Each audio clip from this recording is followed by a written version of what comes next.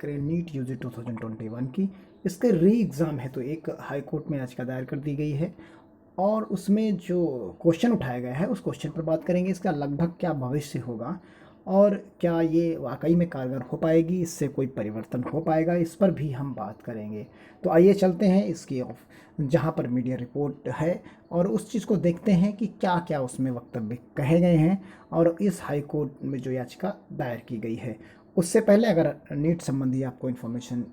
चाहिए, लगातार आप चाहते हैं कि मिलती रहे, तो आप चैनल को सब्सक्राइब कर लीजिए, बगल में बेल आइकन को प्रेस कर दीजिए। देखिए ये एक रिपोर्ट जो है ये India.com की तरफ से रिपोर्ट की गई है और इसमें बताया गया कि केरला हाई कोर्ट में एक PLEA जो है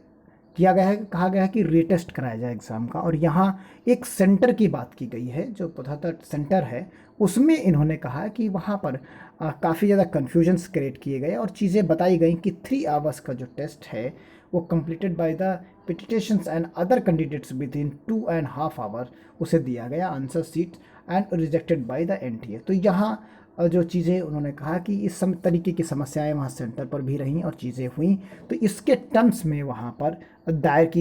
उस पर्टिकुलर सेंटर्स पर क्या चीज़ें घटना घटी उसके टर्म्स में यहाँ पर एक दायर की गई है और री एग्ज़ाम की बात कही गई है कि री एग्ज़ाम कराया जाए, जिससे चीज़ें OMR सीट्स को लेकर जो चीज़ें यहाँ पर कही गई हैं अब उसके टर्म्स में जो हाई कोर्ट है वो नेक्स्ट वीक इस पर अपनी जो अपकमिंग वीक है उसके ऊपर अपना जस्टिस और बाकी चीज़ों को क्लियर करेगा।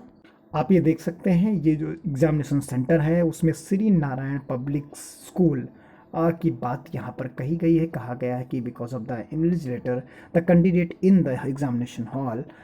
Lost half an hour of a time it to complete the test the total duration of which was 3 hours. तो यहाँ उसी के टर्म्स में बात कही गई है। इन्होंने कहा कि जो appearing and candidates advocate Santosh Mathew हैं, उन्होंने कहा कि admit card issued to the candidate required them the present themselves the examination centres by 11 AM for the procedural formalities and verifications and these seated in the examination hall by 12 PM। ये तरीका चीज़ों को बताया गया यहाँ पर और कहा गया कि booklet including the answer seats 1:45 PM and the exam was scheduled in the 2 PM। तो ये चीज़ें उन्होंने यहाँ पर जो एलिगेशंस और जो चीज़ें लगाई हैं उन पर बात होगी और उन पर टिप्पणी की जाएगी। तो ये सब चीज़ें हैं और फिर उन्होंने कहा कि इसमें जो after some times the test booklet was the collected back and other set of booklet was distributed to the candidates in the room